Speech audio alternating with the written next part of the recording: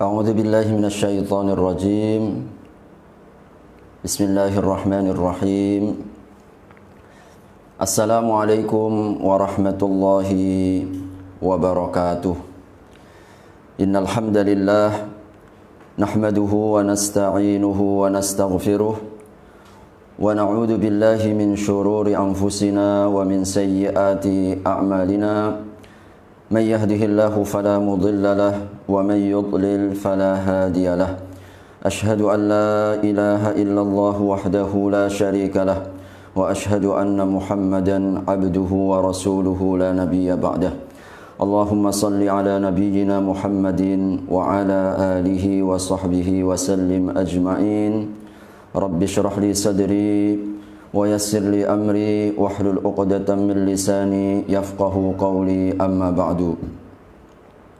Segala puji serta syukur senantiasa kita panjatkan kehadirat Allah Subhanahu wa taala atas rahmat karunia terutama taufik Allah Subhanahu wa taala kepada kita bersama pagi hari ini insyaallah di tengah aktivitas dan rehat libur kita manfaatkan dalam rangka untuk meniti jalan kebaikan.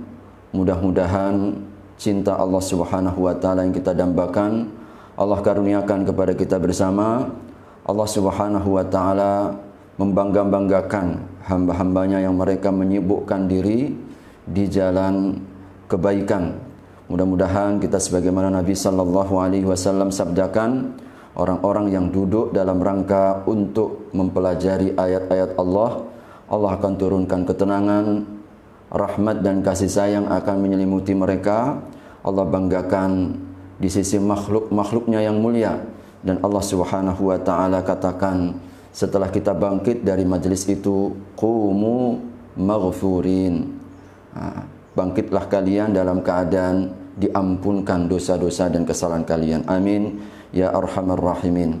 Salam dan salawat tidak lupa mari kita senantiasa sampaikan kepada Nabi Allah Muhammad sallallahu alaihi wasallam, keluarga, para sahabat serta seluruh umatnya yang senantiasa istiqomah di atas nilai petunjuk ajarannya hingga yaumul qiyamah.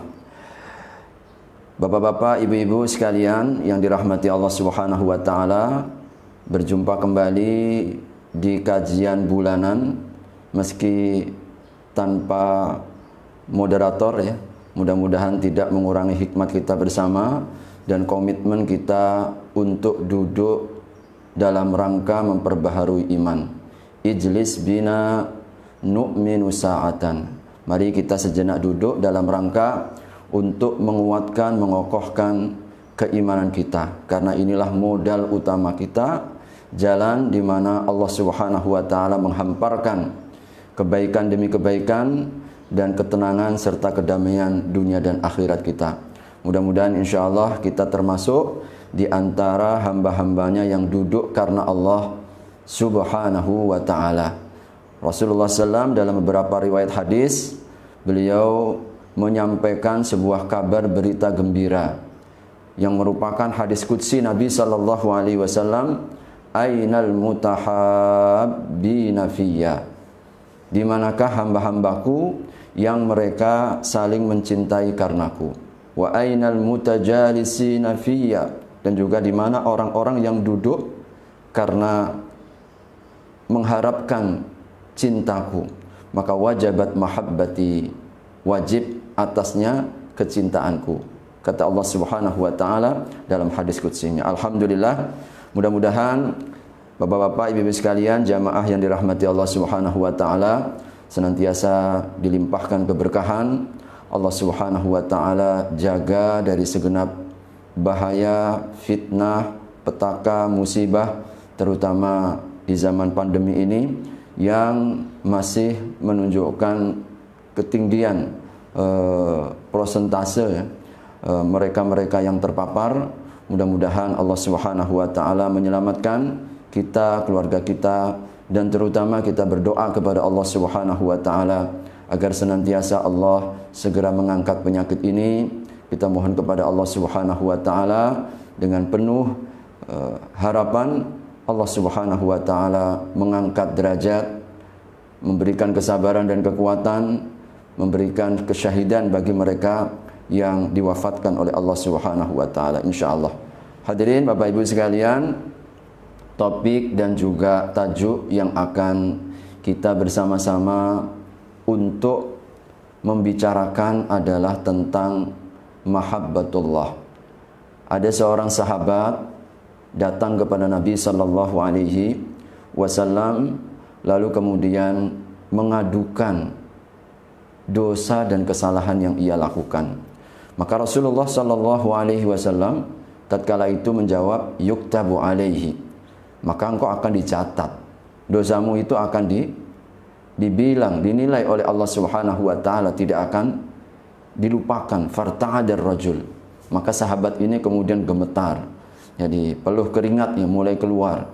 Lalu kemudian sahabat ini berkata kepada Nabi, thumma yastaghfir wa yatub, dia kemudian meminta ampun, lalu dia kemudian bertaubat kepada Allah Subhanahu wa taala. Maka Rasulullah sallallahu alaihi wasallam kemudian menjawab, yughfaru lahu wa yutabu alaihi, Allah akan ampunkan, Allah pun juga akan terima taubatnya. Maka kemudian sang sahabat ini kembali, lalu dia berbuat dosa lagi, ya Rasulullah. Maka kemudian Rasul mengatakan, Allah akan mencatatnya lagi. Lalu sahabat ini bertanya lagi, lalu dia minta ampun dan juga bertaubat kembali, ya Rasulullah. Maka Rasulullah pun kemudian mengatakan, yughfaru lahu wa yutabu alaihi, Allah akan ampunkan dia, Allah akan terima taubatnya dia. Maka sang sahabat ini terheran-heran, lalu kemudian merasa terkagum-kagumnya, bagaimana setiap kali dia berbuat dosa, lalu kemudian Allah berminta istighfar, lalu bertaubat kepada Allah, maka seketika itu juga Allah memberikan ampunan, Allah pula yang akan menerima taubatnya. Sampai kapan seperti ini, ya Rasulullah? Jadi berbuat dosa, lalu kemudian bertaubat, berbuat dosa dicatat, bertaubat diampunkan, lalu berbuat lagi, dan seterusnya. Maka Nabi sallallahu alaihi wasallam menutup sabdanya dengan sebuah ungkapan, la yamallu Allahu hatta tamallu, Allah tidak akan pernah bosan untuk menerima taubatmu dan mengampunkan dosa-dosamu sepanjang engkau terus berbuat dosa maupun juga engkau membacakan istighfar. Hadirin Bapak Ibu sekalian, ini adalah satu di antara penggalan, ya, satu kisah yang menunjukkan betapa orang yang mengenali Allah pasti akan mencintainya. Orang yang mengenal Allah Subhanahu wa taala pasti ia akan semakin dekat kepadanya. Dan hamba-hamba yang mengenal Allah Subhanahu wa taala, karena sesuatu yang paling utama, paling mulia di sisi Allah Subhanahu wa taala adalah kita mengenal Allah Subhanahu wa taala. Kita mengenal, Bapak Ibu sekalian, Allah Subhanahu wa taala agar cinta semakin dekat adalah dengan kebaikan-kebaikannya. Kalau kita hadirkan nikmat Allah, anugerah-anugerah Allah yang dikaruniakan kepada kita, maka niscaya hati akan terketuk, mudah untuk mencintainya segenap cinta. Betul-betul setulus cinta kita akan berikan. Wa in ta'uddu ni'matallahi la tuhsuha. Kalau kalian menghitung-hitung nikmat Allah, maka niscaya kalian tidak akan pernah sanggup untuk menghitung-hitungnya. Ketika Allah Subhanahu wa taala di dalam ayat yang lain mengatakan kepada kita, qul may yaqla'ukum bil-laili wan-nahar, katakan wahai Muhammad, sampaikan kepada hamba-hambaku, may yaqla'ukum bil-laili wan-nahar, siapakah yang menjaga kalian, yang memelihara kalian siang dan juga malam itu? Maka tentu jawabannya Allah Subhanahu wa taala. Allah yang menjaga kita, Allah Subhanahu wa taala yang memenuhi semua kebutuhan-kebutuhan kita. Bahkan di dalam satu riwayat hadis Al-Bukhari, ya, At-Tirmidzi, disampaikan bahwasanya anal jawadu, kata Allah Subhanahu wa taala, aku ini zat yang maha pemurah. Aku ini zat yang maha derma. Wa min a'zami minni judan, dan salah satu di antara kemurahanku ya, bahwasanya di dalam satu riwayatnya ya disebutkan bahwasanya ibadi abitu, jadi hamba-hambaku mereka itu dalam bermalam-malam, sedang mereka kemudian dalam nikmat Allah Subhanahu wa taala, dan Allah Subhanahu wa taala dan mereka hamba-hambaku itu membawa dosa dan kesalahan. Jadi nikmat yang turun tapi dosa yang kita lakukan. Dan Allah Subhanahu wa taala nyatakan, adakah yang lebih pemurah daripada Tuhan yang demikian itu? Ketika kita senantiasa dijaga, ketika kita senantiasa Allah Subhanahu wa taala pelihara dan Allah penuhi semua kebutuhan-kebutuhan kita, bahkan saat kita tidur rahmat Allah tidak berkurang, tapi dosa kadang-kadang yang dinaikkan kepada Allah Subhanahu wa taala. Maka Allah katakan dalam hadits qudsi ini, adakah yang lebih pemurah dibandingkan zat yang hambaku berbuat dosa tetapi tidak pernah kemudian lepas dan sepi dari rahmat dan kasih sayang Allah Subhanahu wa taala. Karena itu ketika ada satu riwayat hadis yang lain, Rasulullah sallallahu alaihi wasallam ya pernah menegaskan ketika melihat awan ya. Dalam riwayat itu disebutkan hadhihi rawayal ardi, ini adalah yang akan membasahi, jadi bumi Allah Subhanahu wa taala, yasuquha Allah Subhanahu wa taala ila qaumin la yadhkurunahu wa la ya'budunahu. Meskipun mereka tidak beriman, meskipun mereka tidak berzikir kepada Allah Subhanahu wa taala, tetap saja kasih sayang Allah berikan dan awan-awan itu menyirami bumi-bumi mereka.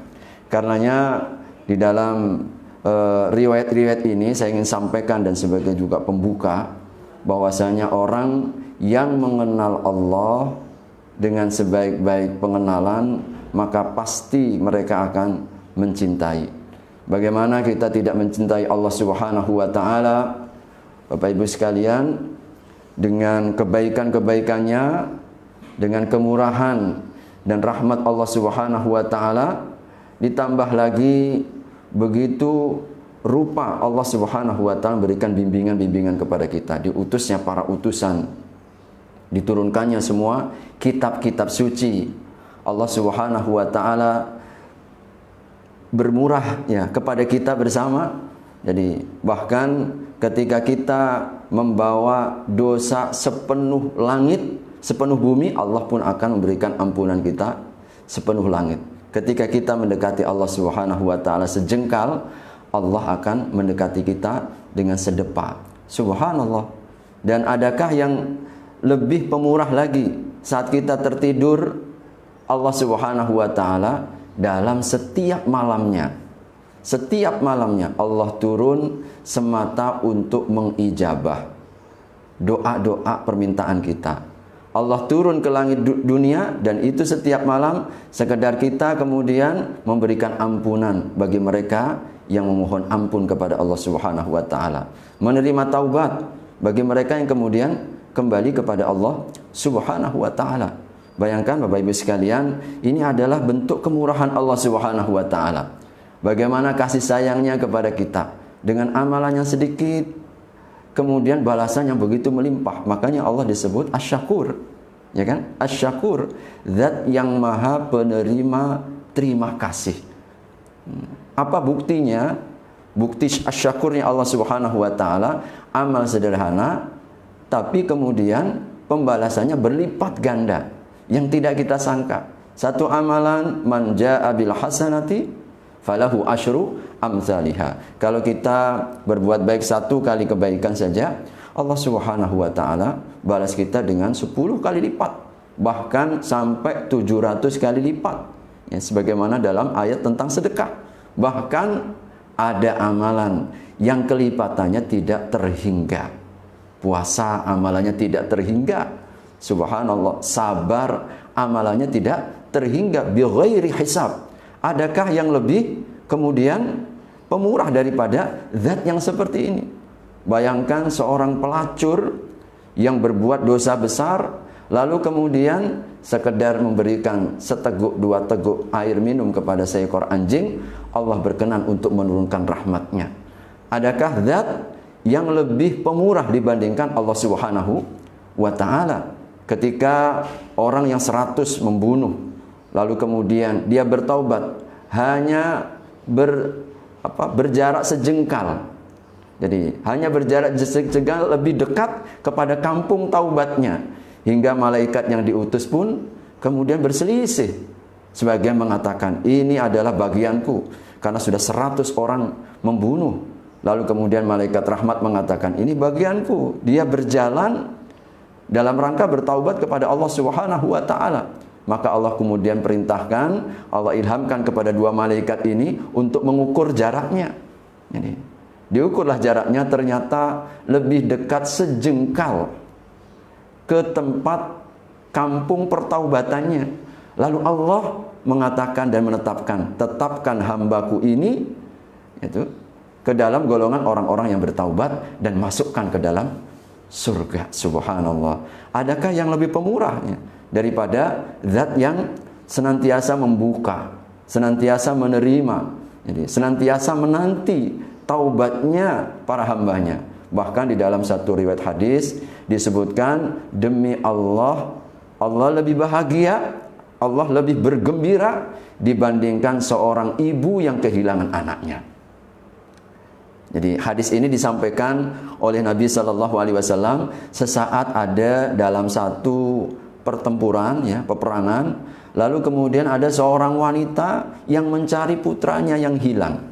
Begitu luar biasa diperhatikan, hingga akhirnya sang ibunda ini menemukan putranya, dipeluknya, diciumnya, didekapnya oleh sang ibunda itu. Ketika Rasul melihat fenomena ini, beliau kemudian mengatakan, demi Allah wahai sahabatku, apakah engkau tidak melihat seorang ibu ini yang begitu dekatnya, begitu bergembiranya, jadi saat menemukan anaknya yang hilang. Ya, bayangkan ya, seorang ibu bagaimana perasaannya, anak yang masih kecil lalu kemudian hilang, lalu ditemukannya, begitu bergembiranya.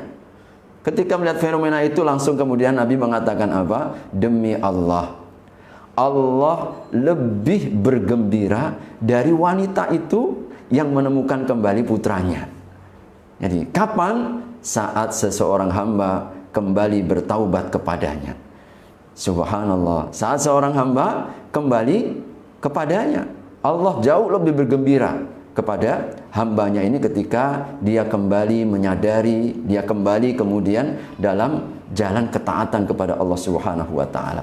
Adakah Bapak Ibu sekalian yang tidak lebih daripada atau sifat pemurah Allah Subhanahu wa ta'ala?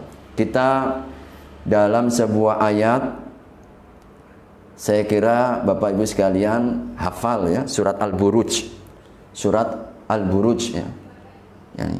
Yaitu surat yang menggambarkan tentang cerita bagaimana kekasih-kekasih Allah, orang-orang yang beriman, disiapkan satu kubangan lalu dimasukkan hidup-hidup dan dibakar.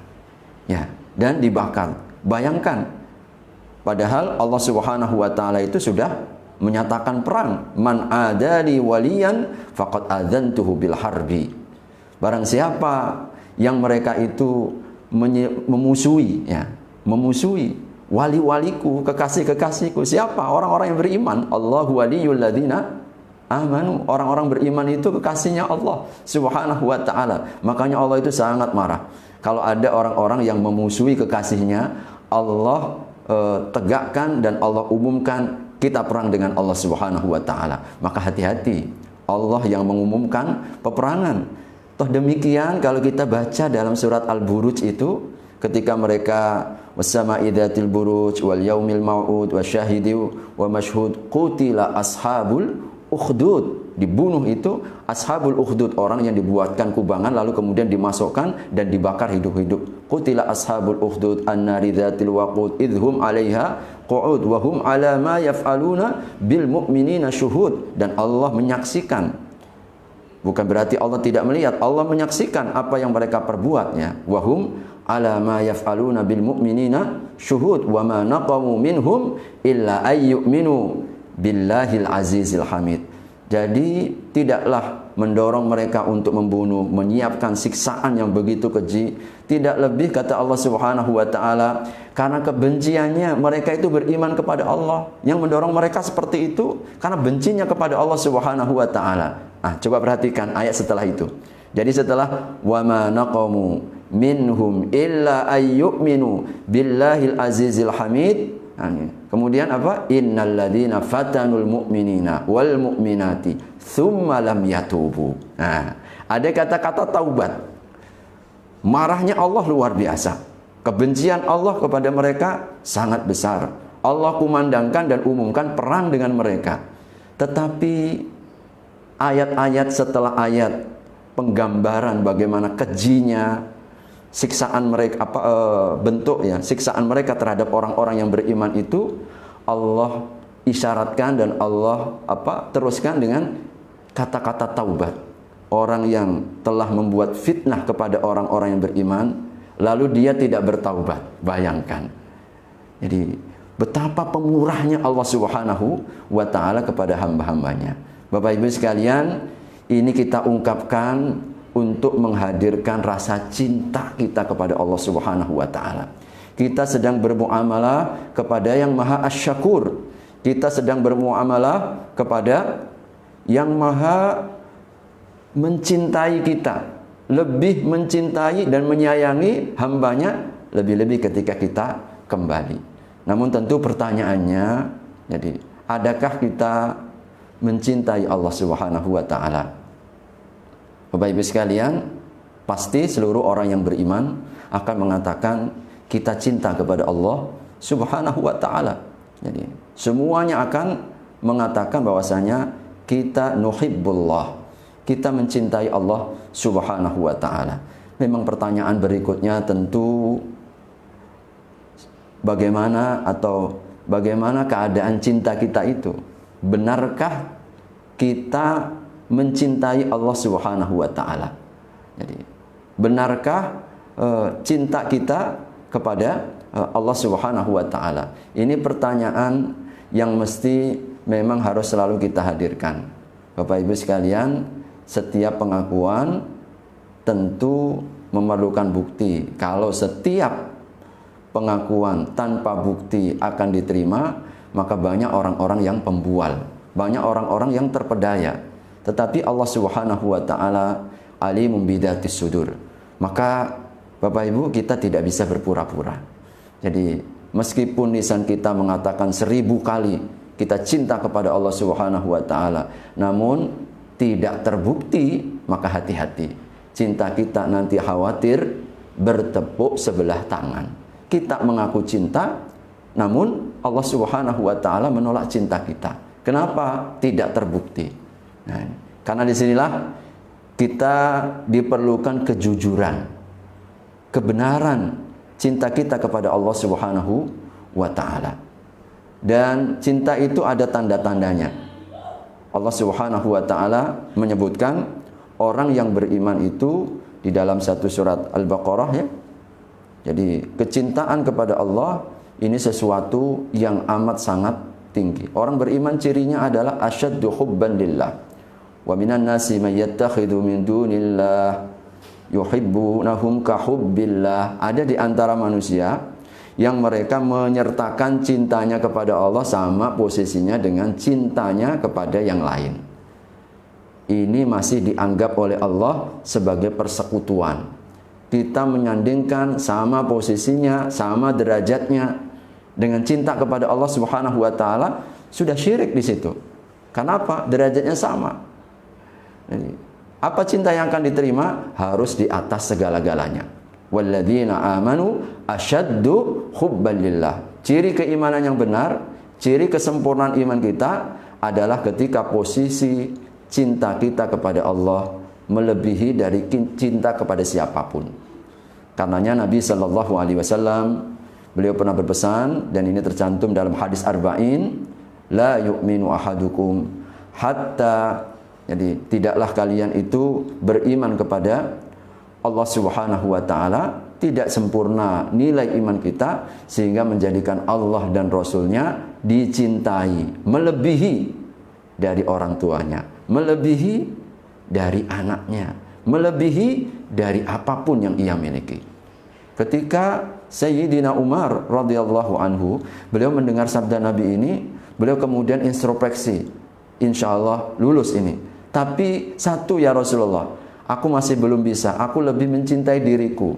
Apa jawab Nabi? Bapak Ibu sekalian, Nabi mengatakan, kau belum sempurna imannya. Sampai engkau jadikan Allah dan Rasulnya lebih engkau cintai, lebih engkau pilih, lebih engkau kedepankan, engkau utamakan, meskipun atas dirimu sendiri.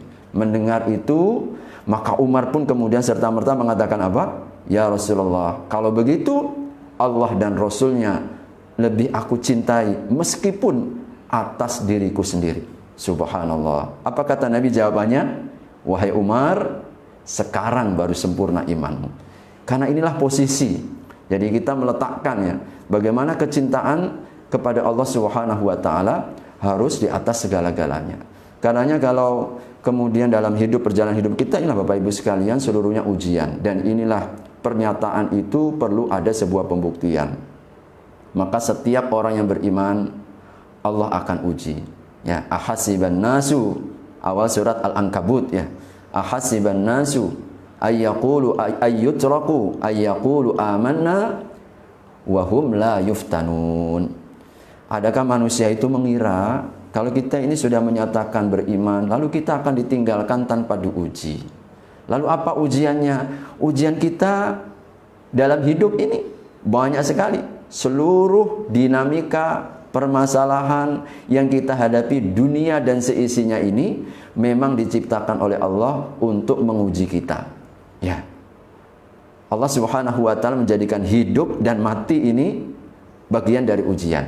Alladzi khalaqal mauta wal hayata liyabluwakum ayyukum ahsanu amala. Laqad khalaqnal insana fi kabadin. Manusia itu selalu diliputi dalam ujian demi ujian. Maka Bapak Ibu sekalian, pembuktian, dan Allah hendak melihat. Nih, Allah hendak melihat di hadapan semua yang kita hadapi. Makanya di surat At-Taubah ayat yang ke-24, ini ya, 824 itu selalu menjadi satu garis ya. Jadi yang mudah-mudahan menjadi tempat pemberhentian kita selalu.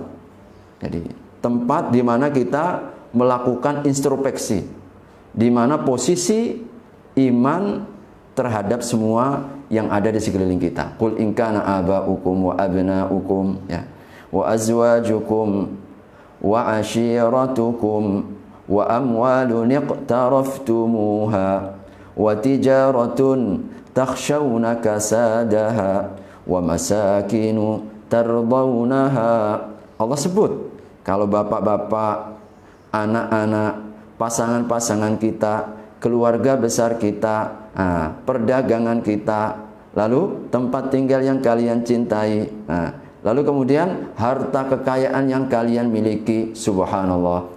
Semua ini difitrahkan, kita cenderung, kita tertarik, tetapi ternyata itu adalah ujian. Ujian untuk apa? Adakah kita kemudian ahabba ilallahi wa jihadin fi sabilihi? 8 perkara tadi itu, adakah kemudian lebih istimewa dibandingkan Allah dan juga berjihad, berjuang di jalannya? Maka Bapak Ibu sekalian, ini posisi, bagaimana posisi orang tua daripada Allah, bagaimana posisi anak daripada Allah, bagaimana posisi pasangan kita, suami istri kita, harta kita. Kalau kemudian ketika dihadap-hadapkan ada satu pilihan, maka Bapak Ibu sekalian, disitulah ujian datang. Maka orang-orang yang mereka mencintai Allah dengan sebenar-benar cinta, mereka akan ringan untuk mendahulukan Allah Subhanahu wa taala atas segala sesuatunya. Karenanya kita melihat Bapak Ibu sekalian, kalau orang itu sudah mencintai Allah, salah satu tandanya apa? Tandanya dia akan senantiasa memilih apa yang Allah pilihkan. Mari kita introspeksi dalam kehidupan kita. Adakah demikian? Kita senantiasa berusaha beradaptasi. Memang perlu proses, ya, perlu sebuah pelatihan. Jadi dibandingkan apa? Dibandingkan Allah Subhanahu wa Ta'ala. Ketika kita dalam kehidupan sehari-hari, kita sedang mungkin dalam kesibukan kita, yang di pasar sibuk dalam jualannya, yang mungkin di kampus sibuk dengan mengajarnya, ya, mungkin yang di lapangan dengan tukangnya, dengan berbagai macam aktivitas yang menjadi kegiatan kita hari-harian. Maka setiap harinya kita itu sesungguhnya diuji, dites oleh Allah Subhanahu wa Ta'ala. Datangnya waktu sholat. Ada di antara hamba yang ketika mendengar hayya 'alas shalah luar biasa. Seperti baginda Nabi, kata Aisyah radhiyallahu anha, beliau itu kalau sudah dengar azan seperti tidak mengenal siapa orang di sekelilingnya. Karena begitu haibahnya, wibawanya panggilan Allah dan kesiapsiagaan beliau untuk segera mungkin melaksanakan. Subhanallah. Itu Nabi, jadi para sahabat ketika mereka diuji dengan apapun. Dan kita akan melihat, ya, begitu luar biasa, ya, dalam kehidupan para anbiya, ya, yang Allah Subhanahu wa Ta'ala uji yang begitu luar biasa. Nabiullah Ibrahim, ya, selalu menjadi simbol cinta seorang hamba kepada Rabb-nya, sehingga beliau mendapatkan gelar apa? Khalilullah, kekasih Allah. Karena apa? Karena kesuksesannya untuk selalu mendahulukan Allah atas apapun. Maka setiap tahunnya kita ada Idul Qurban, setiap tahunnya kita ada ibadah haji. Sekedar untuk apa? Untuk mengambil spirit pengorbanan Nabiullah Ibrahim, membuktikan cintanya atas kecintaan kepada apapun. Beliau diuji dengan orang tuanya sendiri. Siapa yang tidak mencintai orang tuanya? Adalah satu kecintaan yang fitrah. Tetapi beliau diuji karena orang tuanya nggak beriman. Luar biasa, tidak beriman. Hingga kemudian beliau sempat, ya, dalam beberapa ayat itu disebutkan memantapkan istighfar kepada orang tuanya. Hingga Allah katakan, itu bukan orang tuamu, ya, karena dia tidak orang beriman. Subhanallah. Dia pilih Allah Subhanahu wa Ta'ala, bahkan meninggalkan negerinya, diusir dari kampung halamannya. Dia sedia. Beliau kemudian juga diperintahkan Allah, ya, sama-sama kita tahu, anak dan istrinya, ya, Masya Allah, lama tidak pernah atau lama tidak mendapatkan seorang putra. Ketika mendapatkan putra, jadi kemudian diperintahkan oleh Allah, letakkan di lembah Faran. Jadi seorang diri, belum ada siapapun di tanah tandus gersang yang tidak menjanjikan sebuah kehidupan, tetapi semua dilakukan. Ditinggalkan ketika datang kembali anak yang sudah mulai usia remaja, ya, membantu orang tuanya. Falamma balagha ma'ahu sa'ya, kan begitu kan? Ketika Ismail itu sudah berada pada umur di mana beliau sudah bisa membantu orang tuanya. Ini kan umur senang-senangnya orang tua kepada anaknya ketika tolong nak ambilkan ini, tolong nak bantu ini, tolong angkatkan ini. Rasanya kita ini ada yang membackup kita, subhanallah. Tapi pada saat itulah ujian Allah kembali datang, nggak tanggung-tanggung, diperintahkan untuk menyembelih. Makanya beliau kemudian mendapatkan cintanya Allah, dan beliau adalah simbol pengorbanan yang luar biasa, yang mestinya kita seperti yang dikatakan, dan ini perkataan Nabiullah siapa? Nabiullah Ibrahim, inni muhajirun ila rabbi. Itu perkataan Nabi Ibrahim, jadi yang Allah abadikan dalam Al-Quran, inni muhajirun ila rabbi. Jadi kecintaannya kepada Allah, beliau kemudian nyatakan, aku berhijrah kepada Allah. Artinya apa? Semua yang mungkin aku cintai, aku senangi, aku sangat berkepentingan dengan itu. Tetapi kalau kemudian Allah pilihkan yang lain, apa? Aku tinggalkan. Demi apa? Demi Allah Subhanahu wa Ta'ala. Maka Nabi Ibrahim dalam ayat itu, inni muhajirun ila rabbi, dengan keyakinan sayahdin, pasti Allah akan berikan jalan keluar.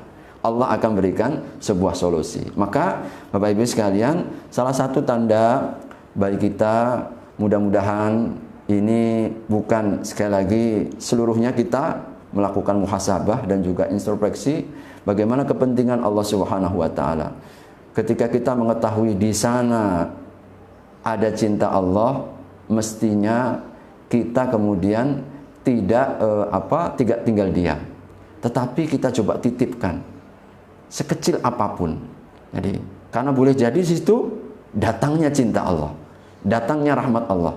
Makanya Nabi sampai berpesan kepada kita apa? Jangan kecilkan amal, jangan remehkan amal. Karena boleh jadi amal yang mungkin kita anggap remeh, disitulah datangnya cintanya Allah dan rahmat kasih sayangnya. Sebagaimana cerita-cerita tadi kan, seorang wanita pelacur dengan seteguk dua teguk air. Jadi orang yang bertaubat hanya dengan sejengkal. Ada juga dalam riwayat Muslim orang yang menghindarkan duri di tengah jalan. Artinya apa Bapak Ibu sekalian? Ini amalan-amalan yang kecil seperti ini ternyata ketika orang memberikan sepenuh hati, penuh dengan keriangan dan kebahagiaan menikmatinya itu, maka ini yang kemudian mengundang mahabbatullah, cintanya Allah kepada seorang hamba. Terlebih sekali lagi, terlebih ketika dibukakan bagi kita satu amalan-amalan unggulan, sebuah amalan-amalan besar, satu amalan yang sangat dicinta oleh Allah Subhanahu wa taala. Maka pada saat itu ketika jadi lebih-lebih lagi, jangan sampai kita sia-siakan. Allah bukakan ini, tidak dibukakan kepada siapapun. Amalan-amalan yang utama. Ya, seperti ketika kita melibatkan dalam amal-amal agama, amal dakwah. Ini amal yang sangat dicintai oleh Allah Subhanahu wa taala. Jadi Allah Subhanahu wa taala membacakan, ya termasuk kita dalam taklim seperti ini. Ini amalan yang sangat dicintai oleh Allah Subhanahu wa taala. Membaca Al-Qur'an, amalan yang sangat dicintai oleh Allah Subhanahu wa taala. Maka di tempat-tempat di mana amalan itu sesuatu yang besar, lalu kita hadirkan dalam hati dan perasaan kita kebesaran, kemurahan, cintanya Allah Subhanahu wa taala kepada hambanya, maka tentu kita memiliki sebuah harapan yang sangat besar. Maka jangan lupakan, jadikan setiap amal yang kita lakukan sekecil apapun, lebih-lebih ketika kita dibukakan dengan sebuah amalan yang agung, layak bagi kita jadikan untuk bertawassul. Jadi untuk bertawassul, kita misalkan keluar, hendak mungkin pengajian, ya, datang ke majelis ilmu, kita hendak menyampaikan satu kebaikan, kita berjalan dalam rangka untuk manfaat bagi orang lain. Sibukkan hati, tautkan hati kita, gantungkan jiwa kita sepenuh harapan, ya Allah, jadikan setiap langkah-langkahku ini semakin mendekatkan diri kepadamu. Ya Allah, jadikan usahaku ini, ya Allah, Engkau jadikan sebagai pintu-pintu pertolonganmu. Jadikan, ya Allah, dakwahku ini, jadi datangnya ke pengajianku ini, ya Allah, yang akan mengangkat derajat nanti, menjadi pembela kami, syafaat kelak pada yaumil qiyamah. Bapak Ibu sekalian, kita kalau menghadirkan ini, langsung ini, kita itu merasa apa? Bahagianya luar biasa. Jadi salah satu ciri diterimanya amal, ini ya, kita ini merasa bahagia. Nah, kita itu merasa senang. Kita menikmati begitu. Meskipun orang itu terasa berat. Masya Allah. Maka kita banyak mendengar ya. Salah satunya, satu kisah yang sangat-sangat populer. Ketika 100 para hufaz ya, para hafiz ya. Kan Nabi SAW pernah diminta oleh orang-orang kafir ya. Tetapi ternyata itu hanya sebuah tipu daya. Jadi tipu daya. Lalu kemudian dikirimlah 100 para penghafal Al-Quran, tapi ternyata ini makar untuk membunuh mereka. Di tengah jalan dibunuh semuanya. Nabi sangat marah sekali hingga beliau 1 bulan lamanya memanjatkan kunut nazilah. Tetapi ada satu peristiwa saat terjadi pembunuhan itu, seorang hafizul Quran ini saat mendapatkan tusukan, saat kemudian beliau sedang meregang nyawa. Mungkin bagi sebagian orang ini sesuatu yang amat menyedihkan, memilukan, tetapi bukan bagi beliau. saat dia begitu bangganya, penuh keceriaan sambil mengatakan, wallahi, demi Allah, aku beruntung kepada Allah Subhanahu wa taala. Jadi sambil mengatakan aku benar-benar beruntung demi Allah Subhanahu wa taala. Karena apa? Mendapatkan kesyahidan. Subhanallah. Maka bayangkan ibu sekalian, bagaimana ketika hati sudah terpaut memberikan segala sesuatu yang kita anggap berat begitu ringan, bahkan sebuah pengorbanan yang begitu besarnya hingga menghilangkan nyawa terasa begitu murahnya itu di hadapan cintanya kepada Allah Subhanahu wa taala. Kita bayangkan bagaimana seorang sahabat Khalid bin Walid, kita tahu sama-sama sahabat Khalid bin Walid, Saifullahil Maslul, pedangnya Allah Subhanahu wa taala yang terhunus. Beliau tidak ada satupun peperangan kecuali beliau menyertai. Dan cita-citanya satu, yaitu meninggal di medan perang. Namun apa? Takdir Allah mengatakan lain. Meskipun peperangan tidak pernah beliau tinggalkan, tidak pernah absen, beliau selalu menyambut dan beliau selalu memohon kepada Allah, ya Allah, wafatkan aku di medan perang yang akan aku ikuti ini. Namun ternyata memang perang tidaklah satu-satunya sebab ya menjadi kematian. Dan ini mengajarkan kepada kita apa? Bahwasanya yang mewafatkan, yang menghidup, mematikan Allah Subhanahu wa taala. Adapun perang itu boleh jadi membuat orang mati, dan banyak juga mereka yang perang nggak mati-mati juga. Contohnya seperti Khalid bin Walid. Dan ketika beliau meninggal di atas peraduannya, di atas tempat tidurnya, beliau menangis, digambarkan dalam sirah nabawiyah itu seperti tangisan onta tua. Masya Allah, onta tua. Jadi tangisan onta tua ya. Bagaimana onta tua menangis ya, saya pun nggak pernah mendengarnya, tetapi sambil mengatakan, sungguh Engkau tahu ya Allah bahwasanya sekian banyak peperangan aku ikuti demi dalam rangka agar aku menemui syahidmu, tetapi amat sangat menyedihkan ya, amat sangat menyedihkan ketika kemudian meninggal di atas tempat tidurnya. Saat itulah kemudian datang seorang sahabat menghibur, wahai Khalid, aku pernah mendengar Nabi SAW, orang yang berniat untuk meminta mati syahid, Allah akan berikan kedudukan itu meskipun dia meninggal di atas tempat tidurnya. Baru terasa senang. Tetapi yang bisa kita petik pelajarannya apa? Bagaimana orang-orang yang benar-benar mencintai Allah, terasa ringan itu. Jadi kita ini kalau sudah untuk Allah Subhanahu wa taala, mestinya gak hitung-hitungan begitu. Semua kita kerahkan.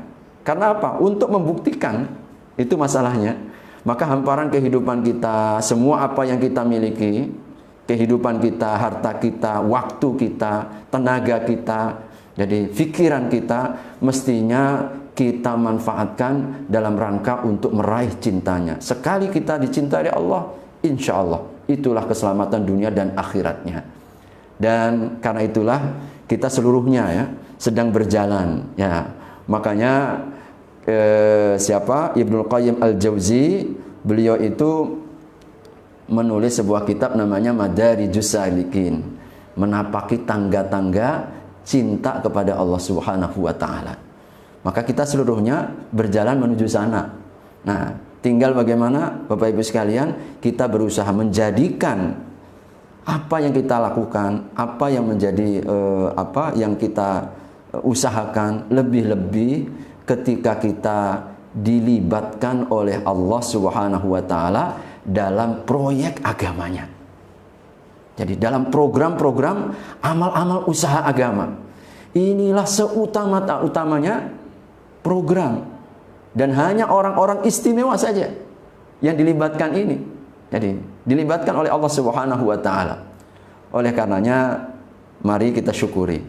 Jadi kita berhimpun ketika kita dipertemukan dengan orang-orang yang bersama-sama bergandeng tangan, saling menolong dalam rangka untuk meraih cintanya Allah Subhanahu wa taala. Yang kedua, Bapak Ibu sekalian, salah satu tanda alamat orang ini apakah kita termasuk yang mencintai Allah dengan benar atau tidak adalah kita senantiasa banyak berzikir ya. Salah satu tanda orang yang mencintai itu kan sering menyebut, sering mengingat. Jadi kalau kita mengaku cinta nggak pernah ingat, bohong kita. Ya, kita ini kalau mengaku cinta tapi tidak pernah menyebut, kita bukan cinta. Karena hati tidak bisa kita tipu. Ketika rasa cinta itu ada dalam hati, maka akan keluar ya, dalam lisan-lisannya, dalam gerakan tangannya, dalam raut wajahnya. Bayangkan ketika kita bertemu dengan orang yang kita cintai, berbunga-bunga kan hati, lalu apa? Semburat senyuman, lalu muka ceria. Ini karena apa? Kepada orang yang dicintai. Begitulah ya. Jadi kata orang yang lagi sedang dimabuk cinta kan, mendengar namanya saja sudah gemetar tuh, dar, begitu ya. Wallahu alam bisawab. Jadi memang seperti itu. Kalau orang mencintai sesuatu, mendengar nama orang yang dicintai bergetar. Maka begitulah tanda orang yang mencintai Allah Subhanahu wa taala. Bapak Ibu sekalian, mari kita coba introspeksi.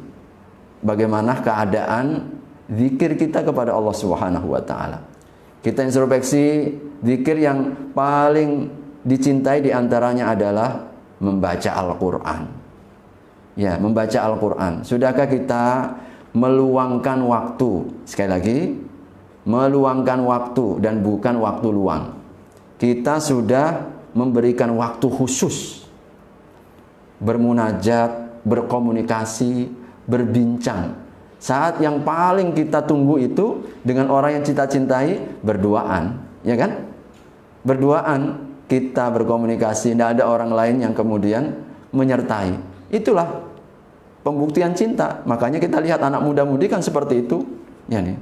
Jadi ketika mereka mengaku cinta, bawalah dia kemana. Jadi oleh karena itulah Bapak Ibu sekalian rahimakumullah, tentu ini menjadi sebuah tantangan bagi kita. Bagaimana keadaan kita dalam membaca Al-Quran kita? Bagaimana keadaan kita zikir pagi dan petangnya? Maka orang yang mengaku cinta kepada Tuhannya, maka dia akan terasa ringan. Begitu syahdunya, setiap kalimat-kalimat dia nikmati. Setiap kalimat-kalimat beliau rasakan itu kehadirannya. Saat kita membaca Al-Quran atau saat kita berzikir pagi dan petang, kadang-kadang ada tetesan air mata, tetesan kerinduan, tetesan kesahduan. Jadi rasa kebahagiaan. Jadi karena kita merasa dekat dengan Allah Subhanahu wa taala, dan itu yang dilakukan oleh para pecinta Allah Subhanahu wa taala. Bagaimana Nabi SAW sebagai pemimpin, orang yang paling mencintai Allah, setiap kali beliau kadang dalam waktu sholatnya seperti gemuruh air panas yang sedang bergolak, karena tak cintanya kepada Allah Subhanahu wa taala. Sampai beliau kemudian melakukan ibadah, kaki-kaki beliau begitu luar biasa sampai bengkaknya. Ini wujud cinta.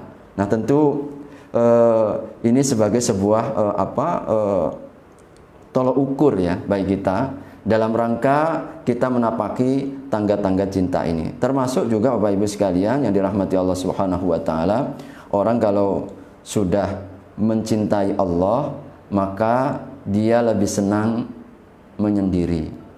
Nah, ini khalwat namanya. Jadi lebih bahagia dan senang ketika dia menyendiri dalam zikir. Kenapa? Tidak ada yang mengganggu. Jadi tidak ada gangguan, tidak ada yang bisa menyibukkan. Maka suasana yang paling syahdu bagi para pecinta Allah saat ketika seorang hamba itu berduaan dengan Allah, bermunajat dengan Allah, berkomunikasi dengan Allah dalam Al-Qur'annya, dalam sholat malamnya terutama. Maka kita banyak sekali mendapatkan perkataan-perkataan para ulama ya, ketika mereka waktu malam telah datang dan setiap orang kemudian mulai lelap ya, nyenyak dalam tidur-tidur mereka, maka pada waktu itulah seorang kekasih bersendiri dengan kekasih lainnya dalam munajat, doa dan solat-solat tahajud mereka. Maka mari kita coba menikmati ini, menikmati. Kalau belum datang, hadirin, kita tentu berproses ya. Jadi proses. Jadi kita melakukan apa? Terapi dulu, terapi. Jadi kalau misalkan tadi kita kok masih belum merasa tenang, merasa menikmati dalam bacaan Quran kita misalkan, bagaimana terapinya ini? Memang nggak ada lain, obatnya juga Al-Quran. Itu tadi kita luangkan waktu, kita berikan waktu khusus, dan kita kemudian sedikit memaksa awalnya. untuk mencintai. Bangun malam ini sesuatu yang berat, tetapi memang perlu kita usahakan. Mungkin awalnya meskipun masih menjelang-jelang subuh kan begitu kan, 1 rakaat, nanti kita tambah setengah jam lebih, mungkin 1 jam, hingga kita mulai menapaki tanda kecintaan dan menikmatinya. Nah ini yang sampai derajat menikmati ini yang sudah Allah Subhanahu wa taala karuniakan. Saya kemarin sempat ya membuka YouTube, biasanya kita dapat share begitu ya dari seorang masyayikh dalam bahasa Arab. Beliau adalah ahlul Quran, dan beliau ketika jadi menceritakan ya awal-awal perjalanannya, menceritakan salah satu muridnya yang 6 tahun bolak-balik untuk mengkaji kepada beliau. Lalu kemudian sampai pada satu titik di mana Allah Subhanahu wa taala memberikan mukjizat Al-Qur'an itu sesuatu yang luar biasa. Tidak ada satupun persoalan, tidak ada satupun masalah, problem apapun yang beliau hadapi, ternyata selesainya hanya dengan Quran. Baca Quran hilang, baca Quran selesai, baca Quran jalan keluar. Hingga karena begitu menikmati sampai pada titik ketika ditawarkan untuk berjalan-jalan, jadi kawan-kawannya berjalan, ditawarkan seperti itu, beliau sampai mengatakan, saya nggak sempat karena saya takut kalau kemudian berpisah dengan Al-Quran. Sampai seperti itu. Ini orang-orang hamba-hamba yang Allah Subhanahu wa taala pilih ya. Oleh karenanya mudah-mudahan kebiasaan kita minimal kita coba istiqomahkan. Jadi sesaat sebelum kita subuh, di waktu-waktu sahur, mari kita belajar membiasakan dalam kholwat kita. Kita coba mulai membiasakan habis subuh, jadi kemudian tidak segera beranjak, tapi kita baca zikir pagi dan petang kita munajat dalam untayan-untayan doa, kita nikmati setiap kata-kata dan ungkapan-ungkapan petunjuk Allah Subhanahu wa taala dan Rasulnya itu kita baca. Nah ini perlu latihan, jadi perlu latihan, mudah-mudahan Allah akan karuniakan cintanya. Kemudian juga Bapak Ibu sekalian, ini salah satu hal yang lain juga tanda kalau cinta kepada Allah ini sudah mulai hadir dalam jiwa kita, kita ini tidak terlalu bersedih hati kalau dunia kita ada yang lepas. Ya. Jadi kalau yang lepas di dunia biasa aja lah, begitu ya. Dia datang pergi, nah, dia bisa pasang surut, dia bisa naik, dia bisa turun. Itulah sifat dunia. Maka orang yang hatinya sudah cinta kepada Allah Subhanahu wa taala, kalau terjadi sesuatu pada dunianya, dia tidak terlalu bersedih. Biasa saja. Kalau sekarang dia kemudian hilang, maka nanti akan kembali. Kalau kemudian hari ini lepas, nanti tidak terlalu kemudian dia frustasi, dia putus asa, rezeki belum di tangan, biasa saja. Kalau rezeki kemudian datang pun juga tidak membuat dia makin bangga. Jadi sama datang dan perginya. Nah ini salah satu tanda ini kalau kita sudah pada posisi ini. Sehingga ada seorang sahabat, jadi seorang sahabat namanya Handhalah. Jadi sahabat Handhalah itu yang ketika datang kepada Nabi ditanya, bagaimana keadaanmu hari ini? Bagaimana keadaanmu pagi hari ini? Kita mungkin kalau menjawab alhamdulillah, sehat, bugar, tidak ada satupun masalah. Tapi jawaban beliau ini sesuatu yang mencengangkan. Aku pagi hari ini ya Rasulullah melihat tidak ada lagi bedanya antara batu dengan emas. Bayangkan, apakah yang datang emas atau batu di mata beliau ini sesuatu yang sesuatu yang luar biasa. Namun aku merasakan sesuatu kemunafikan ya Rasulullah. Apa yang kau kemunafikan munafik? Ketika aku berada di hadapanmu, kami terasa seakan surga berada di pelupuk mata kami. Tetapi kalau kami beranjak pergi, kadang-kadang iman kami kembali menjadi turun. Apa kata Nabi? Kalau engkau bisa jaga imanmu itu seperti ketika di hadapanku, maka niscaya malaikat turun akan memberikan ucapan salam kepadamu. Tetapi memang kadang naik dan kadang turun. Tapi jawaban seorang Handhalah ini yang mencengangkan kita ketika melihat dunia itu tidak ada lagi bedanya antara emas dengan batu. Ini kan gambaran perginya tidak membuat nestapa, apalagi sampai kemudian stres, frustasi, membuat akhirnya kita galau, bersedih ya, berlama-lama. Jadi bahkan kadang-kadang sampai kemudian ada yang bunuh diri, nauzubillah ya. Atau datangnya pun tidak kemudian membuat kita ini bangga. Maka ketika hati telah terisi dengan cinta kepada Allah Subhanahu wa taala, dia tidak akan pernah kemudian merasa sedih kalau yang hilang adalah dari sisi dunianya. Tetapi kesedihannya itu saat dia lewat dan terlepas dari satu amal ketaatan. Subhanallah. Contohnya, gambarannya adalah Umar Ibnu Khattab radhiyallahu anhu.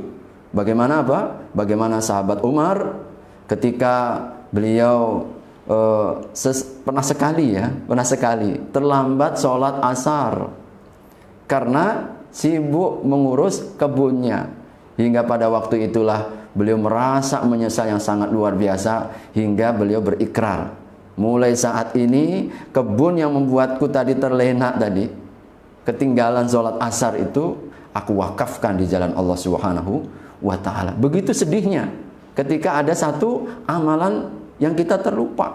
Sedih kalau misalkan ada saudaranya bisa lebih baik daripada dia dalam soal akhirat.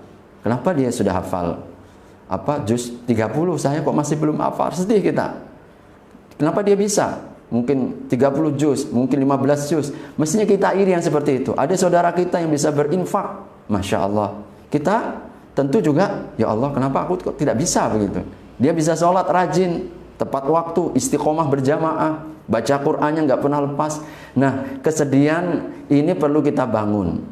Jadi merasa sedih ini salah satu cara kita untuk mulai menyetel tadi ya, agar cinta kepada Allah Subhanahu wa taala ini tumbuh dan hadir.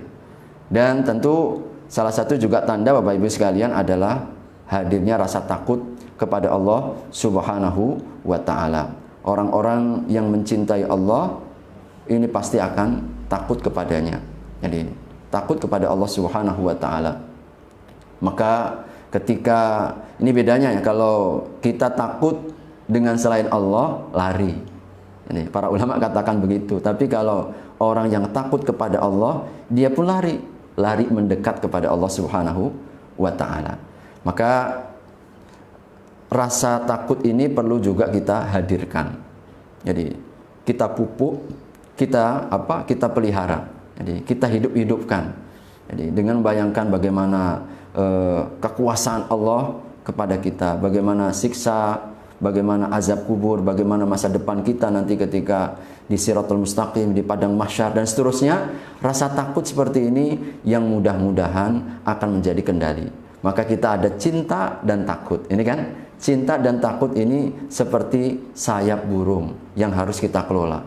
Kapan kita menghadirkan cintanya kepada Allah Subhanahu wa taala, seperti tadi saya sampaikan pengantar, mudah-mudahan ini akan bisa menghidupkan jadi rasa cinta yang sesungguhnya, sehingga menjadi spirit dan motivasi bagi kita bersama. Saya ingin sampaikan mungkin sebelum kalau ada nanti pertanyaan di forum yang mulia ini, insya Allah salah satu di antara cara kita untuk membuktikan cinta kita kepada Allah adalah kita dengan mengikuti Nabi Sallallahu Alaihi Wasallam ya, sebagaimana Allah isyaratkan di dalam surat Al-Imran ayat yang ke-32, Qul in kuntum tuhibbunallah fattabi'uni. Kalau kalian cinta Allah, maka ikuti aku. Jadi mengikuti petunjuk Nabi, meniti jalan Nabi. Jadi petunjuk-petunjuknya ini salah satu tanda cinta kita kepada Allah. Jadi cara kita mencintai Allah adalah dengan kita mengikuti petunjuk-petunjuk Allah Subhanahu wa taala. Maka mari kita ini harus mulai berusaha ini.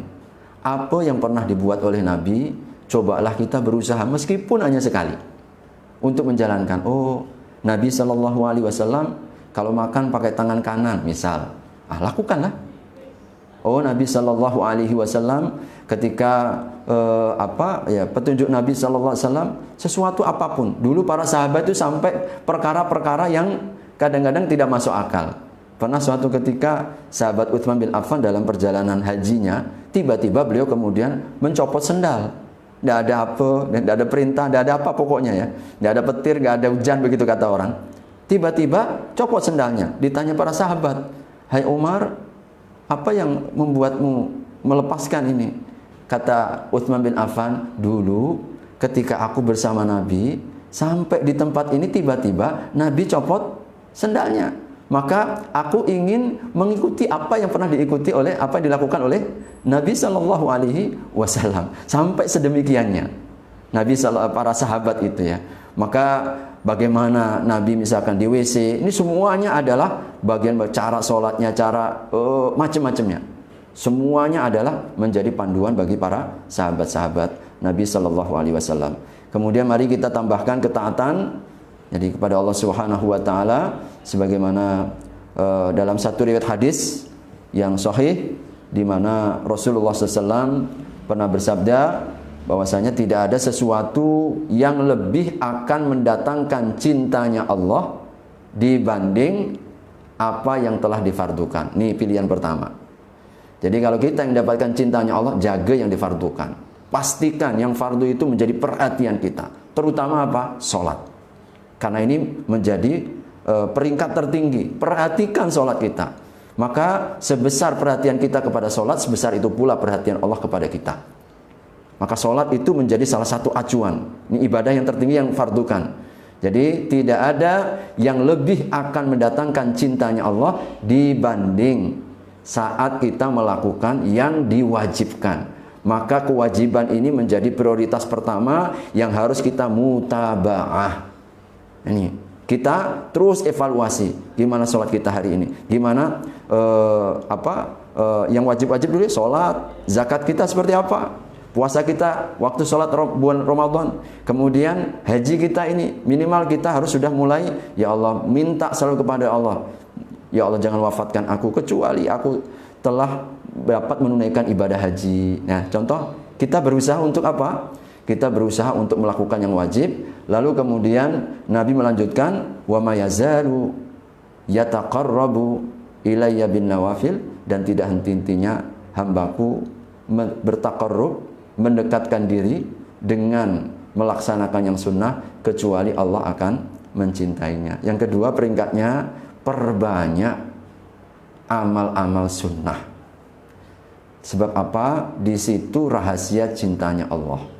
Ya, saya suka memperbandingkan Bapak Ibu sekalian, kalau kita punya mahasiswa, kita punya karyawan, kita punya pembantu ya, di mana dia melakukan apa yang tidak kita perintahkan, subhanallah, yang tidak kita wajibkan pun dia ringan untuk bantu kita, rasanya kita itu sayang betul dengan mereka. Begitulah Allah Subhanahu wa taala, dan Allah tentu lebih tinggi lagi. Makanya orang yang senantiasa menjaga sunnahnya ini akan mendapatkan cintanya. Maka jangan sampai kemudian kita hanya mencukupkan yang wajib. Sebab apa kata Nabi? Yang sunnah ini sumber cintanya Allah kepada kita. Yang kedua, dia penyempurna amalan yang kurang-kurang kita yang diwajibkan. Ya. Dan yang ketiga, dalam sunnah ini luar biasa jaminannya. Kecil kita lakukan, sederhana, tapi balasannya tidak terhingga. Ambillah contoh bagaimana ketika kita di waktu pagi saja, barang siapa yang membaca misalkan ayat kursi ya, ayat kursi Allah Subhanahu wa taala, ayat kursi berapa menit ya, habis sholat baca ayat kursi, pagi kita baca ayat kursi, maka kita dijamin surga sampai sore. Andai kata terjadi sesuatu setelah kita menjaga, dah kita merasa terjamin. Subhanallah, sesuatu yang sunnah seperti ini. Maka sungguh orang yang melalaikan sunnahnya lalu kemudian seakan tidak menjadi perhatian, ini dia mengalami kerugian yang sangat besar. Maka mari kita teliti apa yang menjadi sunnah-sunnah Nabi, kita coba mulai amalkan. Kita perhatikan, kita mesti tahu bagaimana Nabi cara mandinya, cara tidurnya, cara pakaiannya, cara keluar rumahnya, masuk rumahnya, buat salam, dan seterusnya. Jadi kita berharap 24 jam kira-kira itu yang kita teropong cermin kita, gimana ya Nabi ketika melakukan ini. Mudah-mudahan dengan itu kita berharap kepada Allah Subhanahu wa taala, ya Allah, ini yang dapat aku buat, ini untuk membuktikan cintaku kepadamu. Kami berusaha untuk meniti, menapaki jejak-jejak Nabi Sallallahu Alaihi Wasallam. Baik, Bapak Ibu sekalian, ini lebih 1 jam lebih ya. Mudah-mudahan ada nilai manfaatnya, renungan, dan kita saling mengingatkan ini, khususnya saya mengajak kepada diri pribadi, mudah-mudahan ini akan memberikan manfaat dan kita sama-sama berusaha untuk menapaki tangga-tangga kecintaan ini. Alhamdulillah ini ada pertanyaan ya, mungkin saya sampaikan. Pertama, Assalamualaikum Ustaz, ketika kita diuji cinta kepada orang tua dan kepada keluarga, baik suami terhadap anak maupun juga istrinya, atau istri kepada suaminya dan anaknya, bagaimana kemudian menyeimbangkan? Ya, Bapak Ibu sekalian, tentu intinya adalah bahwasanya kita berusaha untuk, jadi kecintaan kita itu landasannya adalah cinta kepada Allah. Gampang. Allah perintahkan sebagai seorang istri taat kepada suaminya, sebagai seorang istri mencintai sepenuh hati kepada suaminya. Maka ketika kita mencintai suami, kenapa kita cinta? Kita perlu bertanya dalam hati. Oh, karena memang Allah perintahkan. Kita berharap dengan cinta kita kepada suami kita, dengan sepenuh hati kita, kita berusaha untuk membuktikan cinta kita kepada suami kita itu juga sepanjang dalam perkara-perkara yang diridhai. Nah ini, kalau cinta itu lahir dari sebuah dari sebuah kecintaan kepada Allah, maka selalu akan membimbing kepada kebaikan. Dia akan selektif. Sekali misalkan suaminya perintahkan yang nggak betul, maka dia akan mengatakan, mohon maaf suamiku, meskipun aku sepenuh hati mencintaimu, tapi cintaku kepada Allah tidak bisa diganggu. Kan begitu kan? Ya kita malah ingatkan, abang tidak boleh ini bang. Nah itu buktinya kalau kita cintanya kepada Allah menjadi landasan. Tapi kalau tidak ada landasan cintanya kepada Allah, dia tidak peduli. Yang penting suami suka, kan begitu kan? Yang penting anak suka, kita tidak peduli. Nah karenanya cinta yang benar dalam keluarga ya, cinta kita kepada suami, cinta kita kepada anak itu akan melahirkan namanya ghirah. Apa itu? Ghirah itu kecemburuan dalam beragama. Sehingga orang yang dalam hidupnya nggak punya ghirah disebut oleh Nabi dayus. Dan itu dilaknat oleh Allah. Siapakah dayus? Yaitu ketika kita melihat orang yang kita cintai, meskipun dalam keburukan, dalam maksiat, kita diam saja. Itu bukan tanda sayang. Itu bukan tanda cinta. Mestinya makan kita katakan, adik jangan buat ini. Meskipun kemudian mungkin istrinya, suaminya marah-marah, abang gak cinta kepadaku. Enggak, ini makan disebutkan, inilah karena cintaku kepadamu.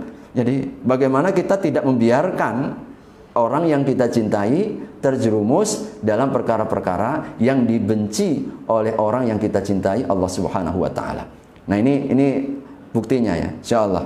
Mudah-mudahan bisa dipahami. Yang kedua, bagaimana dengan orang yang terlalu cinta dan mementingkan akhirat sehingga kurang memperdulikan orang di sekelilingnya. Nah, baik, terima kasih ini dari Bu Sri Rahayu ya. Jadi memang segala sesuatu kalau melampaui batas akan tercela. Ya. Dan Allah telah memberikan kepada kita ajaran yang seimbang. Standar seimbang. Jadi tidak kemudian mencintai akhirat, jadi mengorbankan dunia, juga tidak menjadikan dunia lebih dan paling dicintai atas akhiratnya. Maka kita harus seimbangkan ini. Jadi oleh karena itu, ketika kita mendapatkan misalkan atas dasar cintanya kepada Allah Subhanahu wa taala, lalu melalaikan yang menjadi tanggung jawabnya, maka ini mendapatkan celaan. Maka begitulah Ibnu Abbas pernah mencela. Sebelum Ibnu Abbas, Rasulullah mencela 3 orang sahabat datang kepada Nabi lalu bersumpah janji. Berjanji setia, ya Rasulullah, aku tidak akan tidur sepanjang malam. Aku akan ibadah kepada Allah Subhanahu wa taala sepanjang malam. Karena melihat ibadahnya Nabi. Aku tidak akan berbuka puasa sepanjang tahun, aku akan berpuasa. Yang ketiga, aku tidak akan menikah. Aku akan membujang biar fokus beribadah. Nabi langsung berubah mukanya. Artinya apa? Ini menggadaikan haknya. Jadi menggadaikan hak dirinya, menggadaikan hak orang yang lain. Maka Nabi kemudian mengatakan, aku orang yang paling bertakwa kepada Allah dan paling takut. Tapi aku tidur, aku bangun. Nah, ada keseimbangan kan? Aku juga menikahi wanita. Jadi tidak karena kemudian alasan biar fokus ibadah lalu tidak menikah. Yang ketiga, aku juga beliau mengatakan berpuasa dan berbuka. Nah, berbuka ini keseimbangan. Makanya seorang Ibnu Abbas datang kepada pernah berkunjung silaturahim kepada sahabat Abu Dzar. Sahabat Abu Dzar ini terkenal sahabat yang sangat fokus dalam ibadah. Tiba-tiba ketika sampai di rumahnya, jadi di rumah sahabat Abu Dzar ini ketemu sama istrinya. Lalu dalam tampilan yang nggak tentu kata orangnya. Ini kok tampilannya gimana begitu? Lalu ditanya, kenapa keadaan seperti ini? Lagi sakit atau apa? Apa jawaban istrinya Abu Dzar ini? Coba tanya itu abangku itu. Jadi tama sama kawanmu itu Abu Dzar. Ternyata memang Abu Dzar ini nggak pernah perhatian kepada istrinya. Dia sibuk dengan amal ibadahnya. Jadi dengan amal ibadah dia tahu. Akhirnya bagaimana? Beliau sengaja Ibnu Abbas mabit bermalam di rumah Abu Dzar. Maka ketika di rumahnya mabit, apa dikatakan? Berhiaslah, bersoleklah, begitu kan? Jadi dipaksa untuk disisir, dipaksa untuk bersolek ya. Karena apa?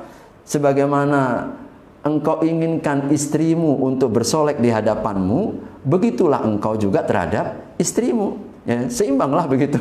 Lalu ketika malam dia ingin bangun malam nggak tidur, langsung dicegah, kau tidur dulu, begitulah.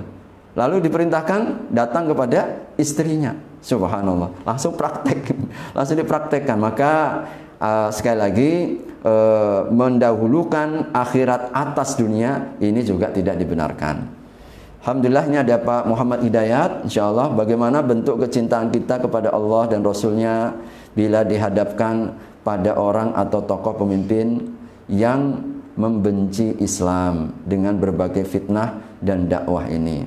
Baik Bapak Ibu sekalian rahimakumullah, salah satu kesempurnaan cinta kita kepada Allah adalah kita membenci apa yang dibenci oleh Allah, dan juga dibenci oleh orang yang mencintai atau membenci kepada orang yang dicintai oleh Allah Subhanahu wa taala. Maka Bapak Ibu sekalian, kita ini sempurna. Kapan kesempurnaan cinta kita kepada Allah? Kita kalau membenci apa, tidak cukup kita hanya mencintai apa yang dicintai oleh Allah, lalu kita tidak membenci apa yang dibenci oleh Allah Subhanahu wa taala. Maka kalau ada orang-orang yang membenci agamanya, Allah mencintai agamanya, malah dia benci. Allah kemudian mencintai orang-orang yang menegakkan agamanya, malah kemudian difitnah, malah kemudian dituduh macam-macam. Tentu bagi kita kadarnya bagaimana? Kita bentuk kecintaan kita kepada Allah adalah kita dengan membenci mereka. Tetapi membenci dalam bentuk apa? Dalam bentuk pertama tentu hati. Hati kita itu nggak setuju. Hati kita itu merasa apa? Menolak. Kenapa kok begini? Kenapa kok seperti itu? Jadi sikap penolakan dalam hati ini tanda kebaikan cinta kita kepada Allah Subhanahu wa taala. Namun tentu perlu kita bingkai, hati-hati. Sebab ini bisa saja menjadi celah masuknya setan, lalu kita diperdaya melakukan perkara-perkara yang melampaui batas sampai akhirnya melakukan perbuatan mungkar. Makanya sampai para ulama membuat kaidah apa? Ingkarmu terhadap kemungkaran janganlah mungkar. Jadi pengingkaran kita terhadap kemungkaran jangan mungkar, sebab itu bentuk kemungkaran yang lain. Oke, kita mengingkari orang yang seperti itu. Bagaimana caranya? Apa yang bisa kita lakukan? Man ra'a minkum mungkaran falyughayyirhu biyadihi. Yang punya kekuatan, punya kekuasaan, beri nasihat dia dengan kekuatan kita. Karena itu paling efektif. Yang nggak punya kekuasaan, masih punya bicara. Beri dia nasihat dengan pembicaraan kita, dengan lisan kita.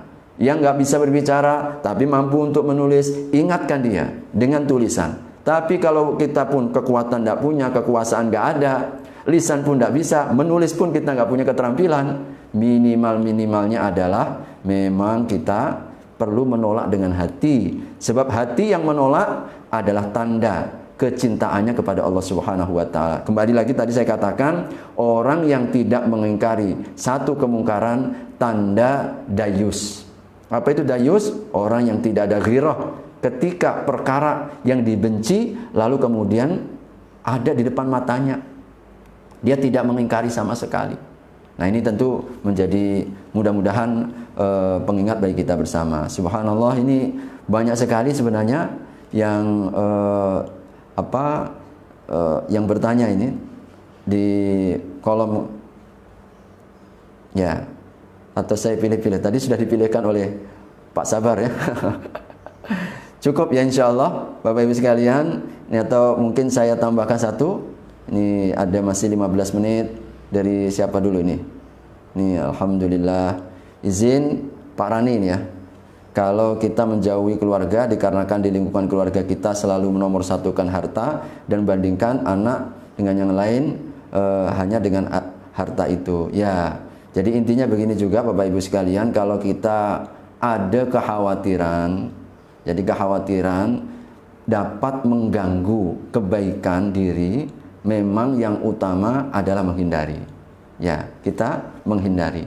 Jadi kita tidak memposisikan sesuatu yang dapat mencederai. Bukan membenci dia, bukan. Tetapi untuk menyelamatkan diri. Tetapi jangan sampai kita memutuskan silaturahim. Tetap silaturahim kita lakukan. Untuk apa? Menjadi peluang kita dapat dapat memberikan masukan. Ada lagi dari Bunda Hafid, ini saya cepat-cepat saja ya. Apakah Allah akan mengampuni orang yang sekian bergelut dengan pinjaman riba karena kondisi keluarga yang sempit dan ekonomi, sebab orang tetap dalam kondisi tersebut, dia masih sulit menghadirkan Allah dalam hatinya. Jadi orang akan mengampunkan, ya Allah akan mengampunkan. Ya, Bapak Ibu sekalian, insya Allah. Jadi kita tidak boleh putus asa dengan rahmat Allah Subhanahu wa taala. Apa yang lalu ini adalah bagian dari sejarah kita. Dan insya Allah sesuatu yang telah kita lalui bisa kita hapus dengan kesungguhan kita bertaubat. Maka kuncinya adalah kesungguhan kita untuk minta ampun.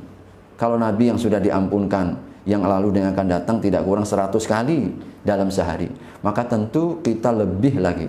Jadi satu. Yang kedua, diterimanya taubat itu kalau kemudian kita langsung hijrah. Ya, kita hijrah. Artinya dah kita tinggalkan. Lalu kita menutup apa yang lalu dengan kebaikan-kebaikan dan tidak akan mengulangi lagi. Jadi saya kira itu insya Allah yang perlu kita tanamkan. Kemudian berikutnya juga terakhir ini kita menegur, yani dengan tidak menyinggung. Ya Ustadz, bagaimana cara kita menegur perbuatan yang salah di mana orang itu adalah ibu kita sendiri? Ya subhanallah, kesalahan memang harus kita luruskan. Bahkan terhadap orang yang paling kita sayang, orang yang paling kita hormati. Ini menunjukkan kejujuran cinta. Bukanlah cinta membiarkan orang yang kita cintai mereka terjerumus dalam kesulitan, apalagi kesulitan akhirat nanti. Maka Allah Subhanahu wa taala mengarahkan, bahkan dalam contoh yang paling ekstrim dalam surat Luqman itu, andai kata kedua orang tuamu memaksamu untuk berbuat syirik, wa in jahadaka ala an tusyrika bi ma laysa li bihi ilm, kalau kedua orang tuamu memaksamu untuk syirik, ini perbuatan yang sangat tinggi, sangat besar. Jadi di hadapan Allah Subhanahu wa taala, apa kata Allah Subhanahu wa taala? Maka jangan kau taati, tapi wasahibhuma ma'rufa. Itu ya. Jadi salah satu kita contoh misalkan orang tua kita untuk menegur kesalahannya, jadi tentu kita tidak mengikuti, yang pertama. Yang kedua adalah kita tetap menjaga berbuat baik kepadanya. Ini resep Al-Quran. Jangan berubah. Meskipun mungkin orang tua kita misalkan tidak sholat, mungkin tidak ada baca Quran, tidak mengabaikan perintah-perintah agama, jangan benci dia, jangan jauhi dia, tetap jaga silaturahim, tetap jaga ikatan-ikatan hati kita dengan dia. Bahkan itu menunjukkan kasih sayangnya. Sedapat mungkin kita berusaha untuk memberikan pelayanan terbaik, dan ternyata ini cara paling efektif untuk menyentuh hatinya. Dan betapa banyak yang seperti itu. Ini ada satu contoh saya dapatkan dari seorang ustadz ya, ketika ada orang mu'alaf ini orang Cina mu'alaf. Ini lalu kemudian dia ketika jadi mu'alaf berubah seluruhnya, luar biasa.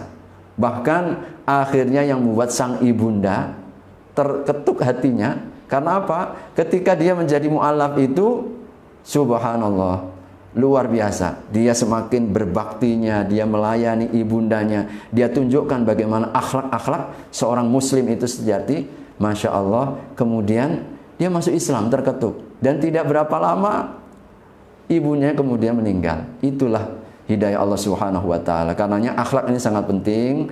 Kalau kita memberikan nasihat tentu dengan nasihat-nasihat yang bijak, jangan sampai kemudian melukai atau menyakiti hatinya. Bahkan kita dengan perbuatan nyata, ini cara paling efektif insya Allah ketika kita menegur atau meluruskan kesalahan seseorang. Barakallahu fikum. Saya kira insya Allah mudah-mudahan ada nilai manfaatnya apa yang kita bahas menjadi petunjuk yang dapat kita amalkan di dalam kehidupan kita sehari-hari. Yang terbaik adalah datangnya dari Allah Subhanahu wa taala. Mudah-mudahan kita dimudahkan, diberikan pertolongan dan bantuan untuk dapat mengamalkan dalam kehidupan sehari-hari kita. Dan jikalau ada kekurangan dan salah ucap, mudah-mudahan Allah segala mengampuni segala kesalahan itu insyaallah. Barakallahu fikum. Saya kira itu yang dapat saya sampaikan, kurang dan lebihnya mohon dimaafkan. Aqulu qouli hadza wa astaghfirullah li wa lakum. Mari kita sempurnakan majlis kita dengan sama-sama mengucapkan doa kafaratul majlis. Subhanakallahumma wa bihamdika asyhadu an la ilaha illa anta astaghfiruka wa atubu ilaik. Wabillahi taufiq wal hidayah. Wassalamu alaikum warahmatullahi wabarakatuh.